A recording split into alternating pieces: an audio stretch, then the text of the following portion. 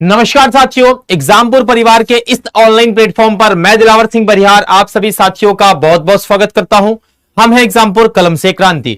सभी स्टूडेंट्स का इस ऑनलाइन सेशन में बहुत बहुत स्वागत है। तो आइए साथियों, शुरुआत करते हैं इस बेहतरीन, जानदार और शानदार सेशन की, जिसके अंदर हम डिस्कस करने वाले हैं बहुत ही जानदार एमसीक्यू जो कि आपकी परीक्षा के लिए होने वाले हैं, बहुत ही ज्यादा इंपॉर्टेंट। तो आइए साथियों, शुरुआत करते हैं। भाई, जो आपका पहला क्वेश्चन है साथियों, वो आपकी स्क्रीन के सामने ये रहा। जल्दी से इसका राइट आंसर बताने की कोशिश करेंगे भाई, फटाफट इसका राइट आंसर बताने की कोशिश करेंगे भाई। क्या हो जाएगा? कहा गया है कि एक रेडियो स्टेशन से 30 मीटर बैंड पर प्रसारण प्राप्त होती है। इस स्टेशन द्वारा प्रेषित वाहक तरंगों की आवृत्ति क्या है साथियों? आवृत्ति पे यहां पर सवाल पूछा गया है, फटाफट बता दो।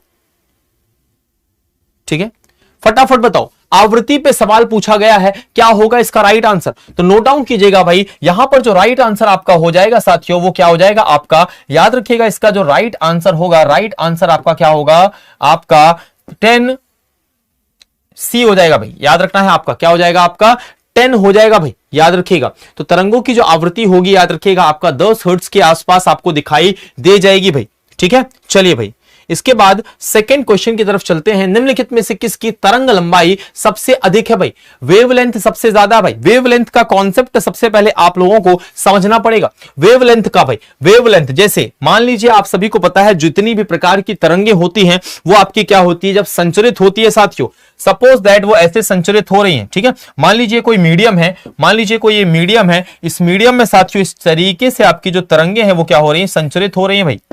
इस तरीके से क्या हो रही हैं? आपकी मीडियम में तरंगे क्या हो रही हैं? आपकी संचरित हो रही हैं भाई। इस तरीके से जो आपकी मीडियम में जो तरंगे हैं वो क्या हो रही हैं? आपकी संचरित हो रही हैं साथियों। तो याद रखिएगा, वो आपस में क्या बनाएंगी?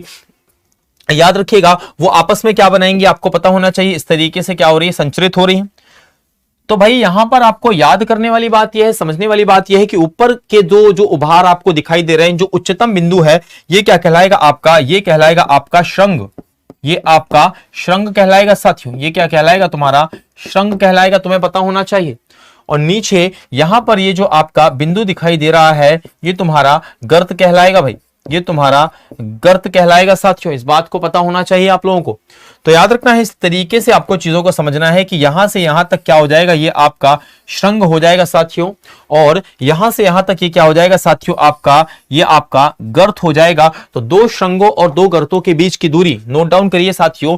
दो श्रृंगों, दो क्रमागत, ये जरूर लगाना। ऐसा नहीं कि पता चले एक श्रृंग यहां देख ली, एक आगे वाला देख ली, ना भाई ना। क्रमागत सीरियल में होना चाहिए। दो क्रमागत श्रृंगों तथा दो क्रमागत गर्तों, दो क्रमागत गर्तों के बीच की दूरी,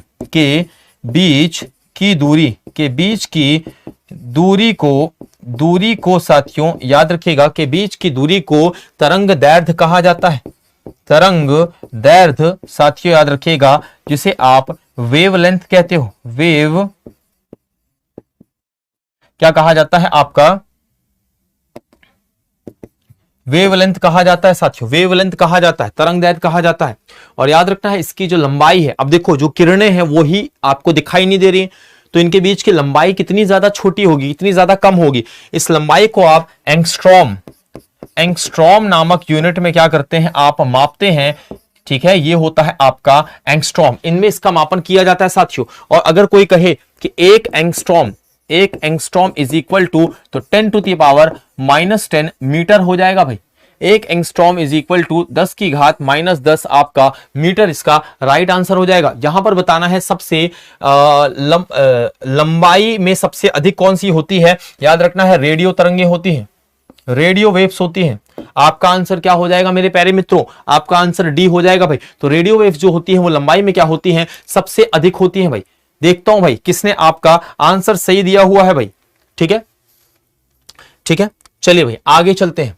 निम्नलिखित में से किस प्रकार की तरंगों का प्रयोग रात्रि दृष्टि उपकरण में किया जाता है? आपको बताना है which of the following type of waves is used in night vision equipment. आपको बताना है भाई, कमेंट बॉक्स में आप लोग आंसर बताइए भाई फटाफट। किसका उपयोग किया जाता है आपका? रेडियो, सूक्ष्म, अवरक्त या इनमें से कोई नहीं। नोट डाउन कीजिएगा, इसका उपयोग हो जाएगा इंफ्रारेड वेव्स। इंफ्रारेड अवरक्त साथियों तरंगों का उपयोग किया जाता है आपका, याद रखिएगा, रात्रि में किया जाता है भाई, है ना, याद रखिएगा। जैसे आप चमगादड़ की बात करें, चमगादड़, वैसे चमगादड़ की अगर मैं बात करूं तो याद रखना है ये तो आपका अवश्रव्य तरंगों, अवश्रव्य अवश्रव्य अवश्रव्य तरंगों को निकालता है भाई, अवश्रव्य तरंगों को निकालता है, याद रखिएगा आप सभी लोग, ठीक है। इसी तरीके से यहां पर अवरक्त हो जाएगी। अवरक्त किरणें एक ऐसी किरणें हैं, एक बात और बता दूं, याद रखना है ये किसी भी प्रकार के प्रोटीन का विघटन नहीं करती। प्रोटीन के विघटन का मतलब होता है जैसे कोई किरणें किसी प्रोटीन पे पड़ जाएं, उस प्रोटीन को विघटित कर देती है ना, लेकिन ये अवरक्त किरणें किसी भी प्रकार के प्रोटीन का विघटन नहीं करती हैं। आंसर आपका क्या हो जाएगा, सी हो जाएगा भाई। कौन सी तरंगे शून्य में संचरण नहीं कर सकती भाई, कौन सी तरंगे शून्य में संचरण नहीं कर सकती, आपको बताना है। Which waves can not propagate in a vacuum, vacuum में प्रोपेगेट नहीं कर सकती, चल नहीं सकती, संवहन नहीं कर सकती। लाइट, हीट, साउंड या इलेक्ट्रोमैग्नेटिक। देखो आप सभी एक बात बताइए, अगर अंतरिक्ष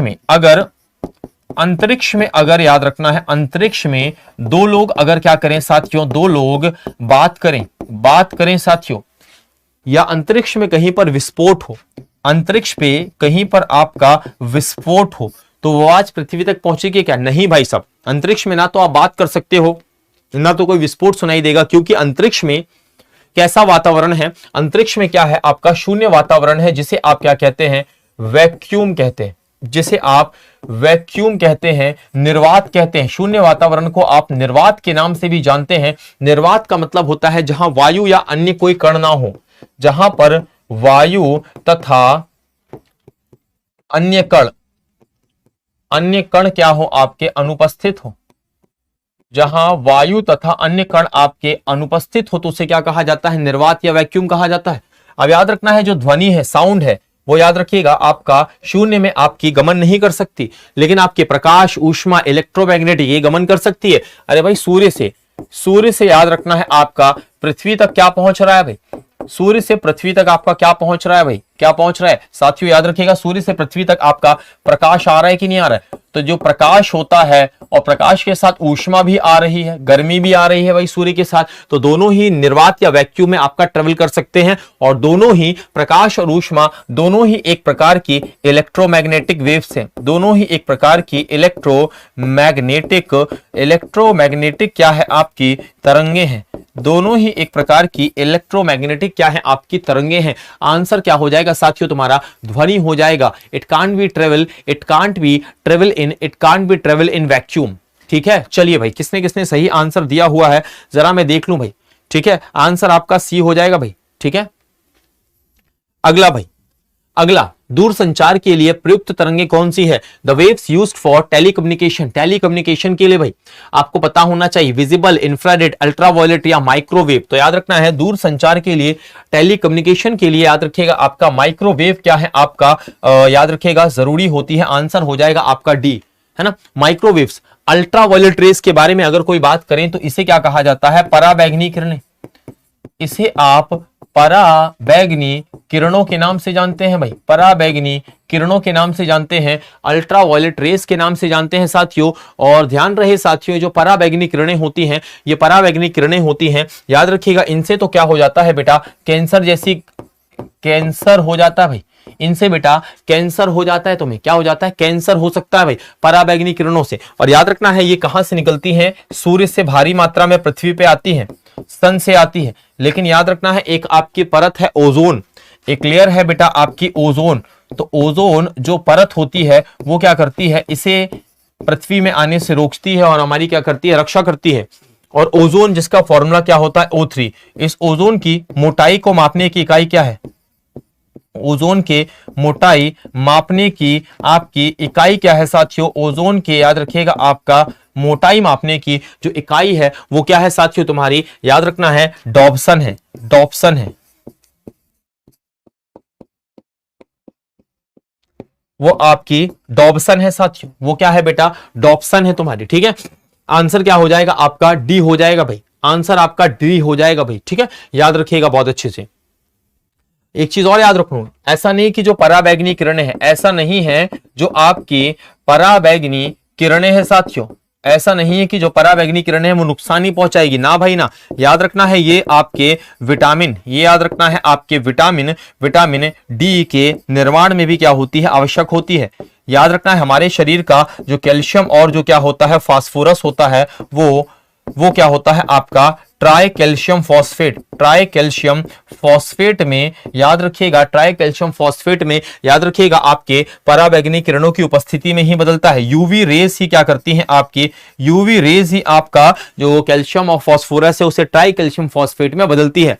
एक विशेष सूचना आपके लिए साथियों, एक विशेष सूचना आपके लिए भाई, एक विशेष सूचना की साथियों याद रखिएगा आपका मिशन वर्दी का कॉम्बो बैच, और साथ ही साथ एक बहुत इंपॉर्टेंट, इससे ज्यादा इंपॉर्टेंट साथियों, लो भाई ये लो मिशन वर्दी तो अभी मैं आपको आपके साथ डिस्कस करता ही हूं, लेकिन आप भी यहां पर देखिए एक बहुत ही साथियों याद रखिएगा आपकी बड़ी यहां पर क्या है आपका, आप कह सकते हैं घोषणा है। वो घोषणा क्या है साथियों, याद रखिएगा कि भाई इस दिवाली सिलेक्शन के साथ लीजिए अपने परिवार को खुशियों की सौगात। जी हां साथियों, सिलेक्शन के साथ दीजिए अपने परिवार को खुशियों की सौगात। हां साथियों, अगर आपने एग्जामपुर ऑफिशियल ऐप से कोई बैच परचेस नहीं किया हुआ है तो साथियों आज ही आप क्या करिए, एग्जामपुर के ऑफिशियल ऐप के अंदर जाइए और वहां पर आपको मिलेगा पूरे 75% का डिस्काउंट। जी हां साथियों, 75% का डिस्काउंट आपको देखने को मिलेगा, और इसके लिए आपको कूपन यूज करना है दिवाली 75।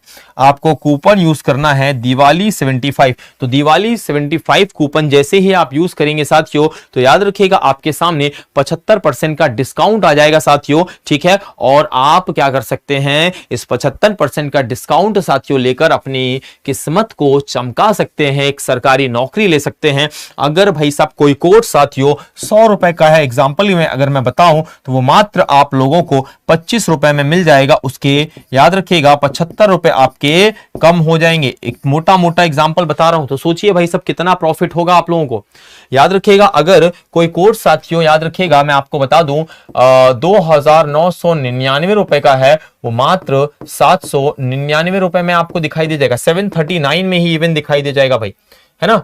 इस तरीके से आपको याद रखना है 799 के आसपास। तो इस तरीके से आप लोग क्या करिए भाई 75% के डिस्काउंट का भाई सब फायदा लीजिए, ठीक है। 749 हो जाएगा भाई, 749 हो जाएगा भाई, 749। तो भाई जाइए और क्या करिए साथियों इन कोर्सेज के साथ एनरोल होइए और बहुत ही बेहतर तरीके से क्या करिए अपने प्रिपरेशन को जारी रखिए। और आई होप कि भाई सब तुम्हारी दिवाली बहुत अच्छी हो और कहीं ना कहीं इन कोर्सेज का आप लोग फायदा उठाएं, है ना, और जीवन में आगे बढ़ें। तो चलिए साथियों आगे बढ़ते हैं साथियों और देखते हैं हम अपने अगले प्रश्न को। जरा बताइए टेलीविजन ग्राही के दूरस्थ नियंत्रण में किस प्रकार की वैद्युत चुंबकीय विकिरण प्रयोग में लाई जाती है, आपको बताना है भाई। जरा बताइए भाई, फटाफट बताओ भाई, फटाफट, ठीक है।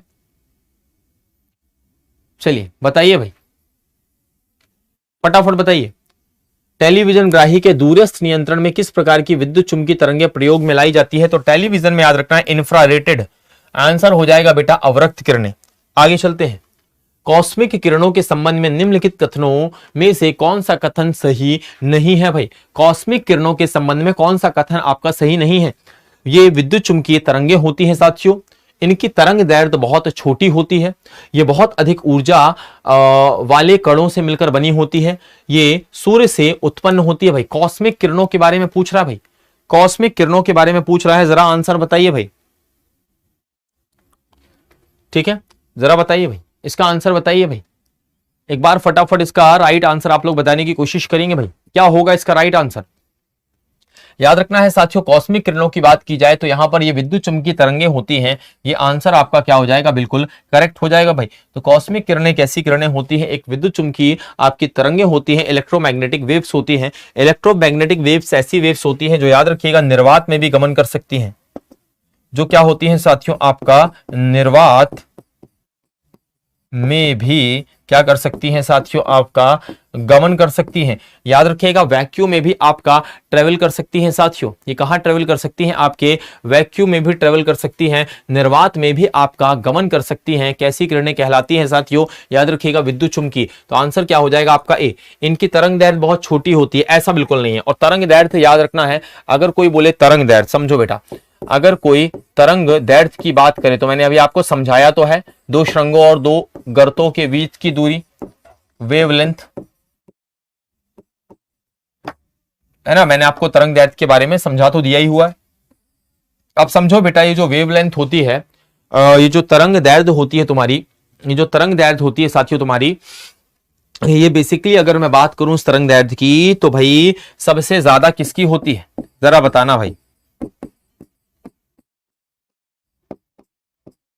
और सबसे कम किसकी होती है भाई, सबसे कम किसकी होती है, कोई बताएगा भाई। सबसे ज्यादा और सबसे कम, सबसे ज्यादा तरंग दैर्ध्य किसकी होती है, लाल रंग की होती है भाई। सबसे ज्यादा तरंग दैर्ध्य किसकी होती है, लाल रंग की होती है। सबसे ज्यादा तरंग दैर्ध्य आपकी लाल रंग की होती है भाई, रेड कलर की होती है। और सबसे कम तरंग दैर्ध्य होती है बैगनी कलर की। सबसे कम तरंग दैर्ध्य आपकी बैगनी रंग की होती है साथियों, बैगनी रंग की होती है। समझ गए ना, वेवलेंथ। इसके अलावा अगर मैं प्रकीर्ण पर जाऊं, अगर मैं प्रकीर्ण पर जाऊं, स्कैटरिंग पे जाऊं, प्रकीर्ण पर, तो सबसे ज्यादा और कम किसमें होता है भाई, सबसे ज्यादा और सबसे कम किसमें होता है भाई, ज्यादा और कम। नोट डाउन करिएगा, जो प्रकीर्ण होता है, जो आपका स्कैटरिंग होती है, वो सबसे ज्यादा किसकी होती है, तो याद रखना है बैगनी की, बैगनी की, बैगनी की। और सबसे कम किसकी होती है, लाल की। इसलिए लाल रंग का यूज किया जाता है आपके सिग्नल में, ताकि सिग्नलों में, सिग्नल्स में, कहां पर आपका सिग्नल्स में किया जाता है भाई, सिग्नलों में। क्यों सिग्नलों में किया जाता है, ताकि साथियों सिग्नल में दूर से आपको जो लाइट है वो दिखाई दे जाए, है ना। ये प्रकीर्णित नहीं होगी, फैलेगी नहीं। तो याद रखना है साथियों, आपका जो आपका प्रकीर्ण होता है वो लाल रंग का क्या होता है, कम होता है, ताकि दूर से ही आपको प्रॉपरली विजिबल हो जाए। ज्यादा प्रकीर्णित होगी तो फैल जाएगी, फैल जाएगी तो प्रॉपर दिखेगी नहीं, है ना। इस तरीके से आपको समझना है। तो यहां पर आंसर क्या हो जाएगा तुम्हारा, ए हो जाएगा इसका राइट आंसर मेरे प्यारे मित्रों। ठीक है, याद रखिएगा। अगला अगला प्रश्न, श्वसन मूल कहां मिलती है भाई। श्वसन मूल आपकी किस में पाई जाती है, जरा बताइए। रेस्पायरेटरी ओरिजिन, श्वसन मूल या रेस्पायरेटरी रूट्स कहां पाई जाती है, रेस्पायरेटरी रूट्स किस में पाई जाती है, रेस्पायरेटरी रूट्स किस में पाई जाती है भाई। श्वसन मूल, मूल का मतलब होता है रूट्स भाई, जड़ें। तो याद रखिएगा साथियों, जो आपका जूसिया होता है, जो आपका जूसिया होता है, उसके अंदर क्या पाया जाता है साथियों, याद रखिएगा आपका श्वसन की क्या पाई जाती है, जड़ें पाई जाती हैं। आंसर तुम्हारा सी हो जाएगा भाई। आगे चलते हैं। संसार का सबसे छोटा पुष्प कौन सा होता है, जरा बताइए। The smallest flower in the world is, smallest flower कौन सा होता है भाई, पुष्प पूछा गया भाई। रेफ्लिशिया, कमल, गुलाब या वुल्फिया। तो रेफ्लिशिया तो सबसे बड़ा होता है, याद रखना है, ये सबसे बड़ा होता है भाई। सबसे बड़ा क्या होता है आपका पुष्प होता है साथियों, बिगेस्ट फ्लावर, ये सबसे बड़ा होता है भाई। तो वुल्फिया हो जाएगा भाई, वुल्फिया जो हो जाएगा साथियों सबसे ज्यादा आपका छोटा पुष्प हो जाएगा, है ना। कुछ छोटे बड़े से और क्वेश्चन आ जाते हैं, जैसे आपकी कोशिका भी पूछ ली जाती है, आपकी कोशिका पूछ ली जाती है भाई, सबसे बड़ी, छोटी, लंबी। तो देखो बेटा, सेल भी पूछ ली जाती है, तो याद रखना है, यहां पर लिख लो भाई, सेल पूछ ली जाएगी। अगर सबसे बिगेस्ट पूछ ली जाएगी भाई, सबसे बड़ी पूछ ली जाएगी भाई, बिगेस्ट पूछ ली जाएगी, पहली चीज। बिगेस्ट के बाद आपकी सबसे स्मॉलेस्ट, सबसे स्मॉलेस्ट पूछ ली जाएगी भाई। इसके बाद साथियों आपको पता होना चाहिए, सबसे ज्यादा लॉन्गेस्ट पूछ ली जाएगी साथियों, लंबी पूछ ली जाएगी। तो सबसे ज्यादा बिगेस्ट, सबसे ज्यादा जो बड़ी होगी, सबसे ज्यादा बड़ी होगी साथियों, याद रखिएगा, सबसे ज्यादा जो बड़ी हो जाएगी, बड़ी सेल होगी, वो क्या होगा आपका, आपको पता होना चाहिए, शुतुरमुर्ग का अंडा, शुतुरमुर्ग का अंडा।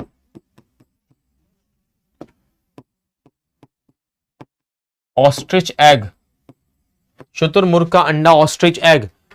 स्मॉलेस्ट सबसे छोटी कोशिका, याद रखना है, माइकोप्लाज्मा, सबसे छोटी कोशिका माइकोप्लाज्मा, गैलीसेप्टिकमा, गैलीसेप्टिकमा। इसे क्या कहा जाता है भाई, इसे पीपीएलओ भी कहा जाता है भाई, इसे पीपीएलओ भी कहा जाता है भाई, इसे पीपीएलओ भी कहा जाता है। Pleuro pneumonia like organ, pleuro pneumonia like organ, PPLO भी कहा जाता है भाई। इसे क्या कहा जाता है बेटा, पीपीएलओ भी कहा जाता है। नोट डाउन करिएगा भाई, है ना। इसका साइज कितना होता है, 0.3 माइक्रोन,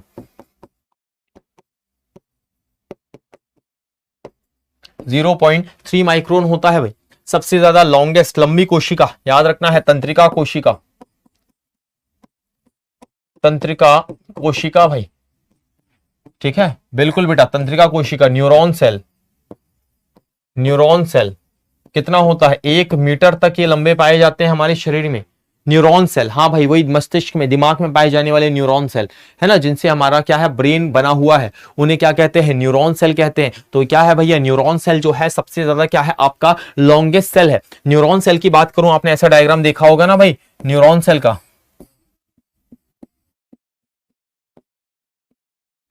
ये आपका क्या है बेटा, ये आपका न्यूरॉन सेल है, ये आपका न्यूरॉन सेल है साथियों। क्या है, न्यूरॉन सेल है, ठीक है, ये आपका न्यूरॉन सेल है, ठीक है। इस बात को बहुत अच्छे से समझना है भाई। अब इसके अलावा मानव शरीर में अगर हम जोड़ दें, इसके अलावा मानव शरीर का अगर सबसे बड़ी कोशिका की बात करूं तो याद रखना है वो अंडाणु हो जाएगा, वो अंडाणु हो जाएगा, ओवम हो जाएगा, ओवम हो जाएगा, जो कहां पाया जाता है, महिलाओं में पाया जाता है, वो महिलाओं में पाया जाता है भाई। ओवम कहां पाया जाएगा, फीमेल्स में। और मानव शरीर की सबसे छोटी अगर मैं ग्रंथि की बात करूं या छोटी सेल की बात करूं तो शुक्राणु हो जाएगा, वो शुक्राणु हो जाएगा, जिसे आप क्या कहोगे, स्पर्म, जो कि कहां पाया जाएगा, पुरुषों में। तो भाई इस तरीके से आपको समझना है कि भाई साहब जो मानव शरीर है उसमें सबसे ज्यादा और साथियों सबसे बड़ी और सबसे छोटी जो क्या है साथियों, आपकी जो सबसे बड़ी और सबसे छोटी सेल है वो क्या है साथियों, आपको पता होना चाहिए, आपकी अंडाणु और क्या है, आपकी शुक्राणु है भाई। अगले प्रश्न भी चलते हैं। घेंगे द्वारा परागण आपका क्या कहलाता है भाई, घेंगे द्वारा परागण आपका क्या कहलाता है, घेंगे द्वारा आपका परागण भाई, जूफिली, एंटमोफिली, चिरैप्टोरोफिली या साथियों आपका मेलिकोफिली। तो घेंगा जो होता है जब वो परागण करता है, मेलिकोफिली कहलाता है भाई, मेलिकोफिली कहलाता है, तुम्हें पता होना चाहिए, मेलिकोफिली। अच्छा यहां से एक चीज बताओ भाई, अगर मैं बात करूं केचुए के अगर मैं बात करूं किस चीज की, उत्सर्जन अंग की, तो भाई सब क्या आंसर लगाओगे भाई। यहां से एक प्रश्न और आ गया, एक्सक्रीटरी ऑर्गन ऑफ अर्थवॉर्म, है ना, याद लिख लो भाई, excretory organ of earthworm, excretory organ of earthworm में आप क्या आंसर लगाओगे भाई, एक्सक्रीटरी ऑर्गन और अर्थवॉर्म में, फटाफट।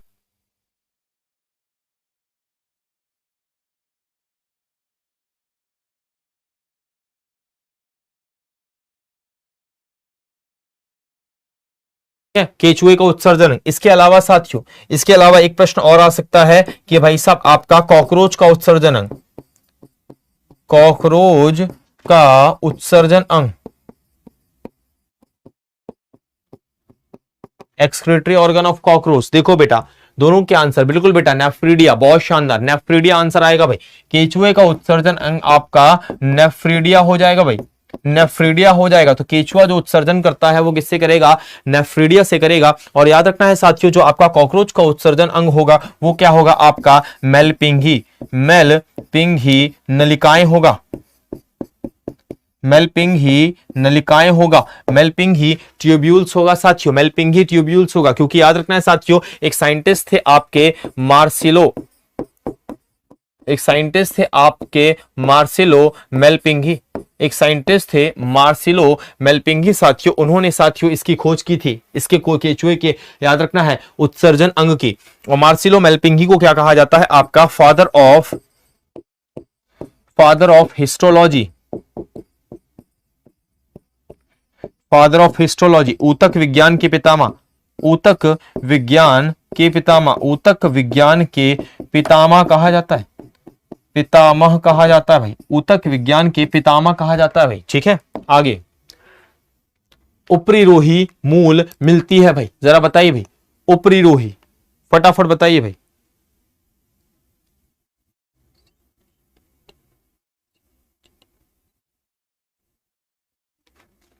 ठीक है, जरा बताइए भाई। तो ये मिलती है बेटा ऑर्किनॉइड्स में, कहां मिलती है बेटा, ऑर्किनॉइड्स में उपरिरोही मूल मिलती है। मतलब याद रखना है आपका ओवरहेड, ऊपर की तरफ निकली हुई, कहां पर साथियों, ऊपर की ओर, ऊपर की ओर निकली हुई, ऊपर की ओर निकली हुई। अब सुनो यहां पर, ऊपर की ओर निकली हुई। आपको एक मजे की बात बताता हूं बेटा,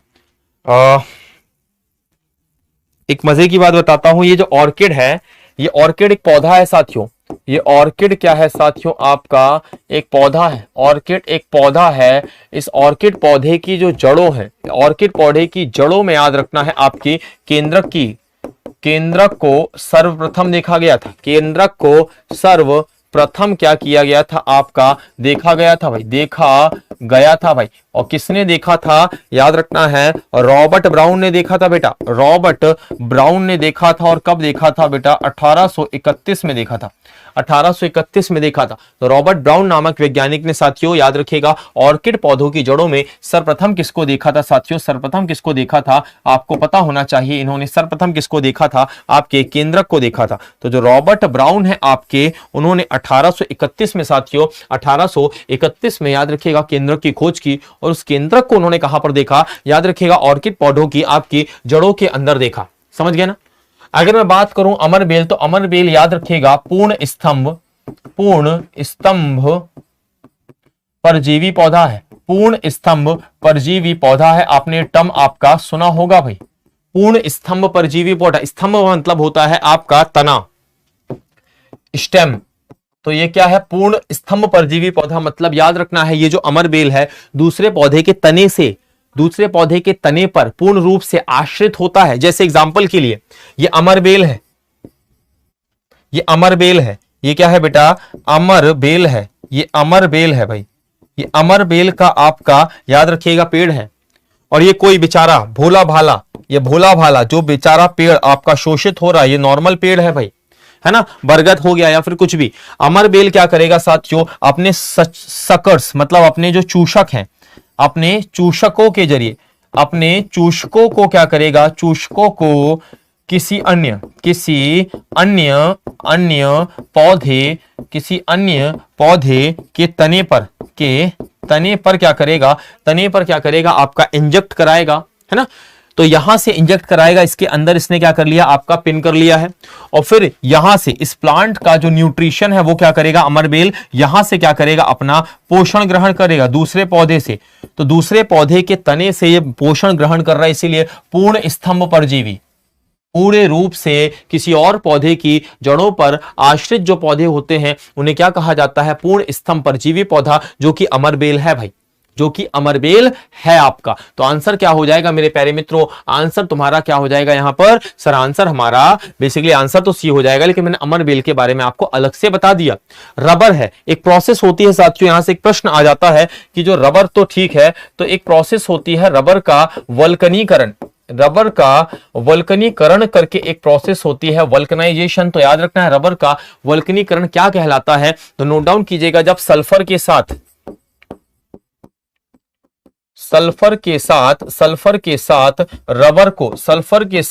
रबर को क्या किया जाता है साथियों, गर्म किया जाता है।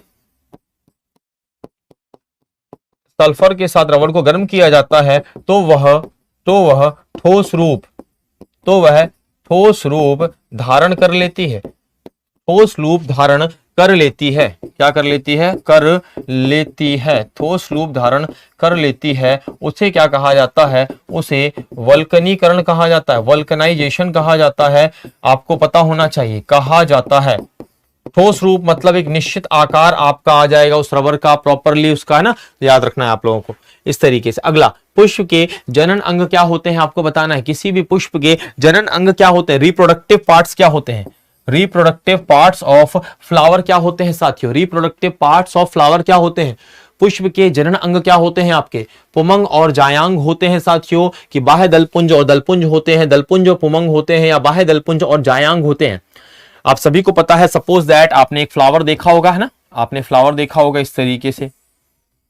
एक काम करो, ऐसा मत बनाओ, एक फ्लावर आप इस तरीके से बना सकते हो, ऐसे सुंदर सा एक डायग्राम बनाता हूं भाई आपका, किसका, फ्लावर का। सपोज दैट ये क्या है, आपके यहाँ पर एक पंखुड़ियां निकली हुई हैं भाई, पंखुड़ियां निकली हुई हैं, ये आपका मस्त एक फ्लावर हो गया। ठीक है भाई, गुलाब नहीं, तुम्हारे तो भाई जिन तो जहत में भाई गुलाब ही आएगा, लेकिन गुलाब नहीं बनाना है भाई यहाँ। तो ये आपका सपोज दैट एक प्यारा सा फ्लावर बन गया। इस फ्लावर में अगर मैं बात करूं साथियों, तो ये वाला यहाँ पर जो पोर्शन है, और यहाँ पर क्या होगा, इस तरीके से ऐसे निकले हुए आपके और पोर्शंस पाए जाएंगे।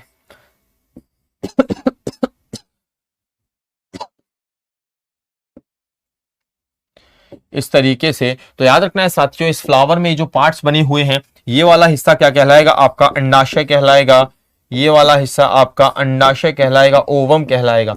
ये वाला हिस्सा अंडाशय या ओवम कहलाएगा, जो कि याद रखिएगा साथियों, याद रखिएगा ये स्त्री जनन अंग है। स्त्रीधानी भी आप इसे कहोगे, स्त्रीधानी भी कहोगे, या आपको पता होना चाहिए अंडाशय। इसे ही आप क्या कहोगे? जायांग कहोगे। इसे ही आप जायांग के नाम से जानेंगे भाई। क्या है भाई सब आपका? इसे ही आप जायांग के नाम से आपका जानेंगे, ठीक है, इसे ही आप जायांग के नाम से जानेंगे।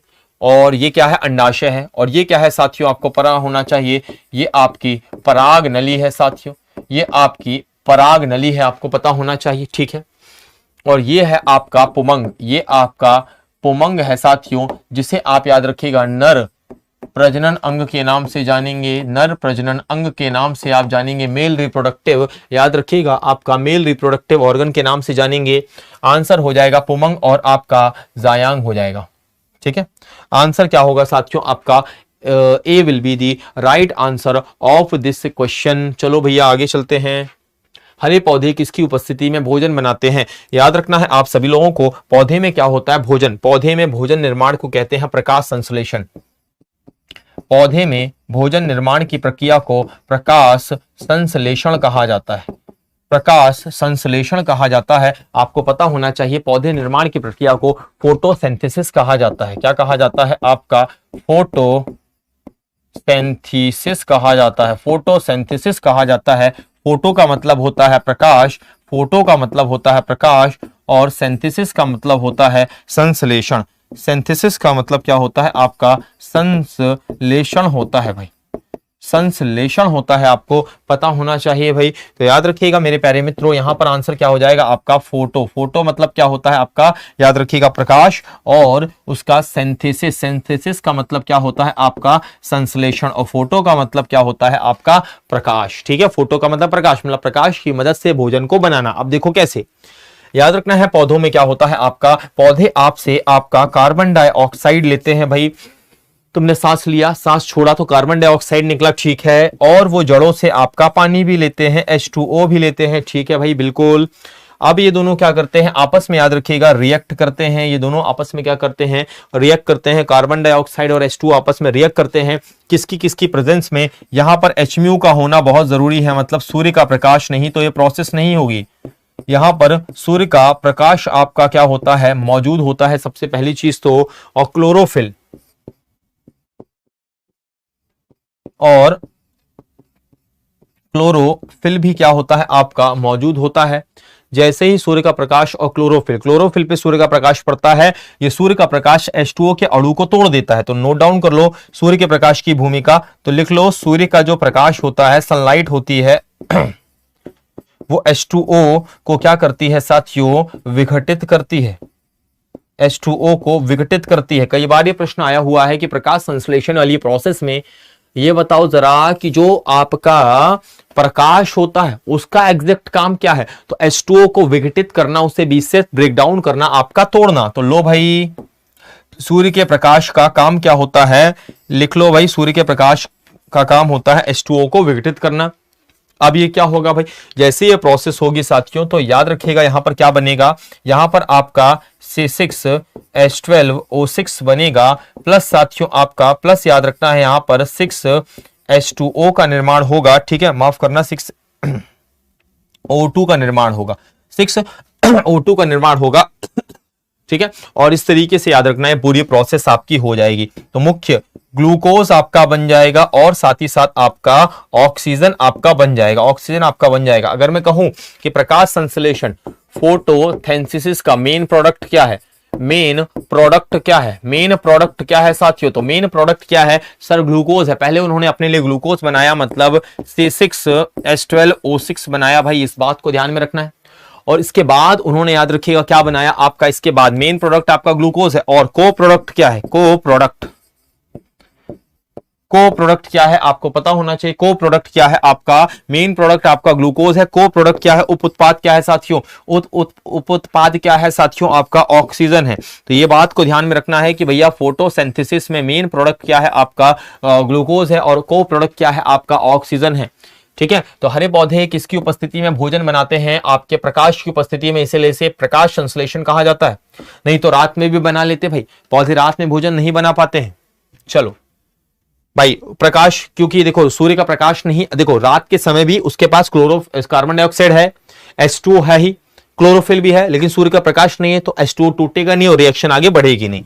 इसीलिए मैं कह रहा हूं भाई, सूर्य के प्रकाश की भूमिका आप लोगों को समझना है। आलू किसका संशोधित रूप है भाई? आलू, आलू जिसका वानस्पतिक नाम क्या होता है? आलू जिसका वानस्पतिक क्या होता है साथियों? आपका नाम क्या होता है? सोलेनम क्यूप्रोसम।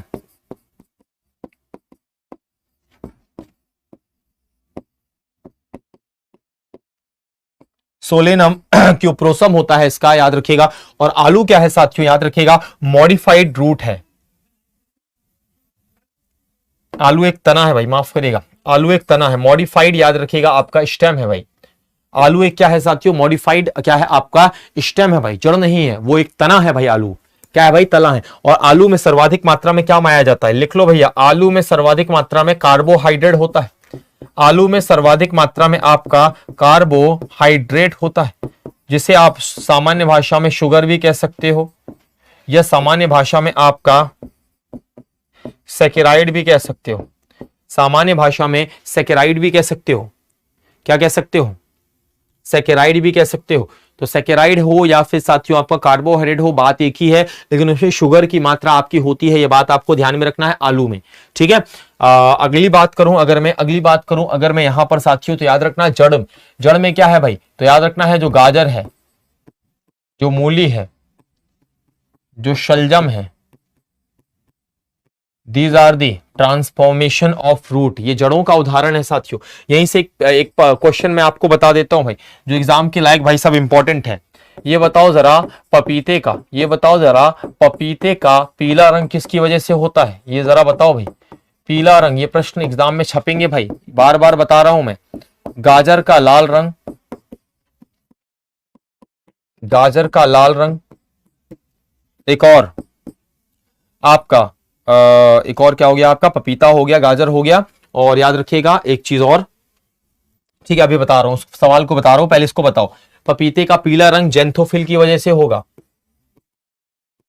जेंथोफिल की वजह से होगा, आपको पता होना चाहिए भाई। गाजर का लाल रंग कैरोटीन की वजह से होगा, कैरोटीन की वजह से होगा, है ना। टमाटर का लाल रंग याद रखना है, टमाटर का लाल रंग, टमाटर का लाल रंग, लाल रंग किस वजह से होगा भाई? टमाटर का लाल रंग किस वजह से होगा? जरा बताओ भाई, फटाफट बताओ भाई, टमाटर का लाल रंग किस वजह से होगा? ठीक है, इसको कमेंट बॉक्स में फटाफट बताओ भाई, टमाटर का लाल रंग। मैंने पपीते का पीला रंग बताया जेंटोफिल, गाजर का लाल रंग कैरोटीन, ठीक है। और बताओ टमाटर का लाल रंग लाइकोपीन की वजह से होगा भाई? नहीं बता पा रहे हो तो लो भाई, लाइकोपीन, लाइकोपीन की वजह से होगा। ये सारे वर्णक याद करने हैं। अगला प्रश्न, मरुद्भिद पौधे आपके उगते हैं, मरुद्भिद आपको बताना है। मरुद्भिद पौधे मतलब जो आपके रेगिस्तान के अंदर जो पौधे आपके उगते हैं, है ना। देखो रेगिस्तानी जो पौधे होते हैं, मैं आपको बता दूं बेटा, एक चीज आपको मैं बता दूं, ठीक है। रेगिस्तान में जो पौधे होते हैं ना, उनमें जो पत्तियां पाई जाती हैं, उनमें जो आपकी पत्तियां पाई जाती हैं साथियों, रेगिस्तानी पौधे में जो आपकी पत्तियां पाई जाएंगी साथियों, जो आपकी पत्तियां पाई जाएंगी, है ना, उन पत्तियों में क्या होगा साथियों? आपको पता होना चाहिए, उन पत्तियों में आपका एक आवरण पाया जाता है, क्यूटिकल का आवरण। उनमें क्या पाया जाता है? आपका क्यूटिकल, क्यूटिकल का क्या पाया जाता है? आपका आवरण पाया जाता है। और इस क्यूटिकल के आवरण में एक पदार्थ जमा होता है, लिग्निन, एक पदार्थ होता है लिग्निन, जो क्या करता है? इसमें वाष्पोत्सर्जन, इसमें वाष्पोत्सर्जन को क्या करता है? कम करता है, वाष्पोत्सर्जन को कम करता है। ट्रांसपिरेशन याद रखना है, ट्रांसपिरेशन को क्या करता है? आपका कम करता है, याद रखना भाई। ये क्या करता है? ट्रांसपिरेशन को डिक्रीज कर देता है, ठीक है।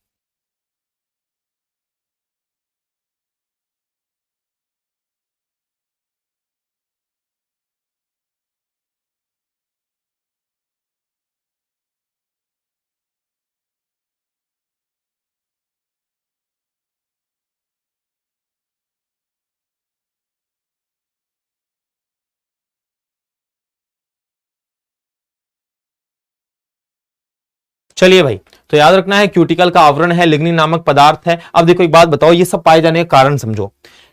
अगर सपोज दैट ये बेचारा पौधा कहां पर है, कहां पर ये पौधा रेगिस्तान में है, पानी के अंदर तो वैसे ही मिट्टी के अंदर तो वैसे ही पानी नहीं है भाई, मिट्टी के अंदर तो वैसे ही पानी नहीं है ना, मिट्टी के अंदर तो वैसे ही पानी नहीं है, बेचारी जड़ें हैं।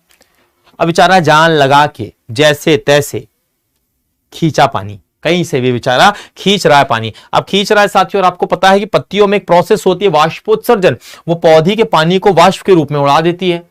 अब पता चला उसने मर जी के भाई सब पानी खींचा, उसके जाइलम ने, इससे जड़ों से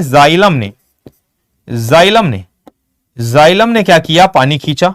ठीक है, अब जाइलम ने पानी खींचा और भैया पानी पत्तियों में पहुंचा, वाष्पोत्सर्जन हुई और पानी उड़ गया। क्या मतलब निकला, वहां पर भाई साहब वाष्पोत्सर्जन, ट्रांसपिरेशन कम होना चाहिए क्योंकि पानी नहीं है। ट्रांसपिरेशन तो वो प्रोसेस है जहां लबालब पानी है, पौधा लगातार पानी खींचे पड़ा है और पानी ज्यादा हो जा रहा है पौधों में तो वो उड़ा दे रहा है भाप के फॉर्म में। ये ट्रांसपिरेशन है, जरूरी भी है, पौधे की अधिकता ना, पानी की अधिकता ना हो पौधे में।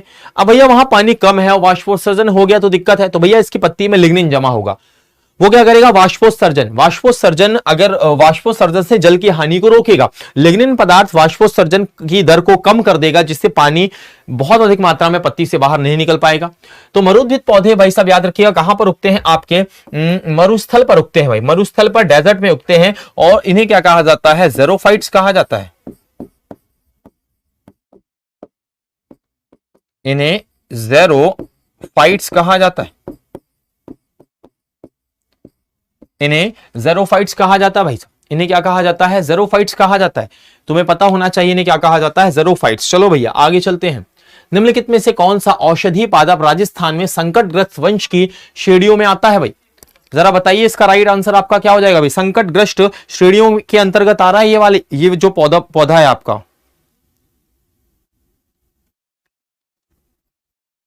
ठीक है, बताइए भाई। तो याद रखना है आंसर हो जाएगा आपका कीमोफोरा, आंसर हो जाएगा बेटा कीमोफोरा will be the right answer. अगला, चीड़ल के अनुसार जाइलम वाहिकाओं की सर्वप्रथम उत्पत्ति आपकी हुई थी। जाइलम क्या होता है साथियों, दो प्रकार के पौधे में क्या पाए जाते हैं, पौधों में आपके प्लांट्स में क्या पाए जाते हैं, आपके संवहन ऊतक, पौधों में संवहन ऊतक पाए जाते हैं। आपको पता होना चाहिए पौधों में दो प्रकार के, एक तो तुम्हारा क्या होता है, जाइलम होता है और एक तुम्हारा फ्लोएम होता है, एक तुम्हारा फ्लोएम होता है। जाइलम जो होता है वो क्या करता है, याद रखिएगा, जाइलम याद रखना है आपका जल का क्या करता है, आपका संवहन करता है, जल का संवहन करता है। और फ्लोएम जो होता है वो क्या याद रखना है, आपका खनिज लवणों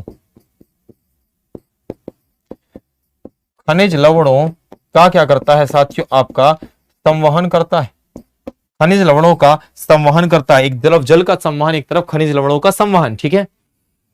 अब ऐसा माना जाता है भाई चीड़ल के अनुसार कि जो आपका जाइलम है, जो कि जल का संवहन कहां से कर रहा है, जड़ों से। जाइलम क्या करता है साथियों, याद रखिएगा, जाइलम क्या करता है आपका जड़ों से आपके जल को, जा से जाइलम जा से जल, आपका पूरे पौधे में फैलाता है।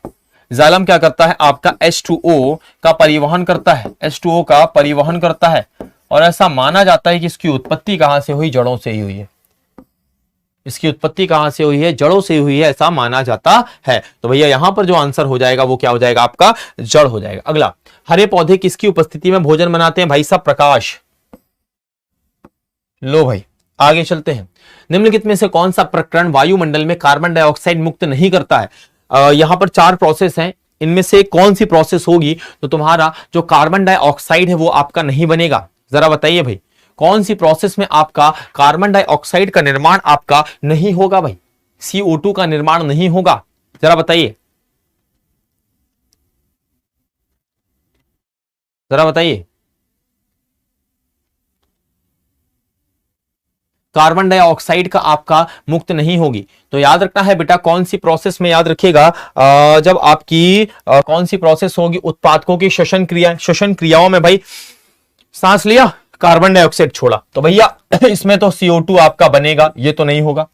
उपभोक्ताओं की श्वसन क्रियाएं, कार्बनिक अपशिष्टों का जलना, सब में बेटा CO2 आपका निकलेगा ही निकलेगा। कार्बनिक अपशिष्ट जलेंगे तो भी CO2 निकलेगा, ये सब नहीं होगा। लेकिन प्रकाश संश्लेषण की प्रोसेस में, फोटोसिंथेसिस की प्रोसेस में, प्रकाश संश्लेषण की प्रोसेस में, जिसमें क्या होता है, कार्बन डाइऑक्साइड लिया जाता है और जल को लिया जाता है, और साथ ही साथ क्या बनाया जाता है साथियों, आपका HMU और क्लोरोफिल है, और आपका C6H12O6 बनाया जाता है, ग्लूकोज और 6 ऑक्सीजन बनाया जाता है। तो इसमें ग्लूकोज और ऑक्सीजन बनते हैं, मतलब कहीं भी कार्बन डाइऑक्साइड नहीं बनता है। तो आंसर क्या हो जाएगा तुम्हारा, फोटोसिंथेसिस या प्रकाश संश्लेषण। याद रखिएगा आप सभी लोग, जो कि याद रखिएगा कहां पर होता है, हरित लवक के ग्रेना में होता है, हरित लवक के। अब हरित लवक में होता है तो भैया कौन सा पोर्शन, हरित लवक के दो पोर्शन है, ग्रेना और स्ट्रोमा। तो हरित लवक के जो ग्रेना में क्या होता है आपका, ये संपन्न होता है, हरित लवक के ग्रेना में क्या होता है आपका, संपन्न होता है। तुम्हें पता होना चाहिए हरित लवक के ग्रेना में क्या होता है, ये प्रोसेस आपकी पूरी होती है भाई।